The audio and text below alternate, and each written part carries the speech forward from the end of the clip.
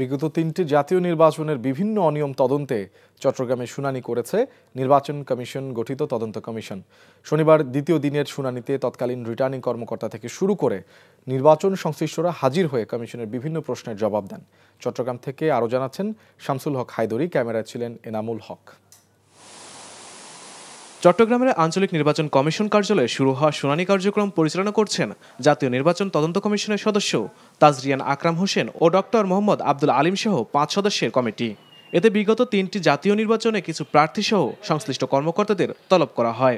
জাতীয় নির্বাচন 2018, 2014 এবং 2024 এই নির্বাচনগুলো নিয়ে জাতীয় তদন্ত কমিশন গঠিত হয়েছে। নির্বাচন সংশ্লিষ্ট যে সমস্ত কর্মকর্তারা ছিলেন ওনারাই বিষয়ে তদন্ত করছেন।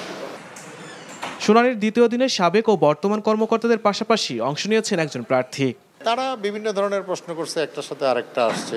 আমি তো আমারটা বলতে পারবো, অন্য কোথায় কি হয়েছে সেটা তো আমার এখানে তো ভোট কাস্ট হয়েছে কত দেখলাম 20 না, ওই যে কেন্দ্র ধরলো 20 পয়েন্ট সামথিং এরকম হয়েছে। আমি তো এজেন্টও দিই নাই, আমার কোনো এরকম আমার কোনো এজেন্ট নেই, আমি কোনো প্রচার করি না, আমি শুধু নমিনেশনটা সাবমিট। আপনি কি প্রার্থী? কোন জায়গায় প্রার্থী? চট্টগ্রাম 5, এখন 5-এরই সময়।